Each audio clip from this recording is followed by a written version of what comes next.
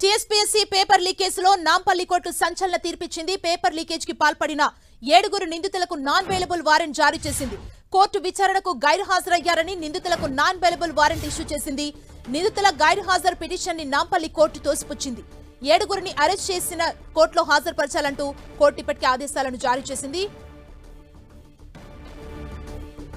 ఇదే అంశానికి సంబంధించి మరిన్ని డీటెయిల్స్ మా ప్రతినిధి సునీల్ మనకు అందిస్తారు. సునీల్, గత ప్రభుత్వంలో Telangana state service public commission paper leakage scam లో ఒకేసారి ఇప్పటి వరకు 50 మంది పైగా అరెస్ట్ చేశారు. అయితే అందులో 7 ముద్దాయిలు మాత్రం కోర్టుకు హాజరు కాకుండా గైర్హాజరవుతూ అబ్సెంట్ పిటిషన్లు దాఖలు చేసింది. కానీ కోర్టు ఈ రోజు సీరియస్ కావడం జరిగింది. 7 ముద్దాయిలు కూడా ఖచ్చితంగా హాజరు కావాల్సిందంటూ కూడా non bailable warrant Nampally court 11th assistant magistrate జారీ చేయడం జరిగింది. A17 తో పాటు 18th అదేవిధంగా A23, A25, A27, A20 తో పాటు A37 వీళ్ళు 7 కూడా ఖచ్చితంగా కోర్టుకు హాజరు కావాల్సిందే. వారిని అందరినీ వెంటనే అరెస్ట్ చేసి కోర్టులో ప్రవేశపెట్టాలంటూ కూడా పోలీసులకు ఆదేశాలు జారీ తెలంగాణ పబ్లిక్ సర్వీస్ కమిషన్ లో దాదాపు మొత్తం పేపర్ లీకేజ్ కేసులో 50 మంది పైగా ముద్దాయిలు అరెస్ట్ కావడం జరిగింది. అందరిపై ఇప్పటికే పోలీసులు స్పెషల్ ఇన్వెస్టిగేషన్ టీం అధికారులు కూడా చార్జ్షీట్ దాఖలు చేశారు. అందులో కోర్టుకు హాజరు కావాలని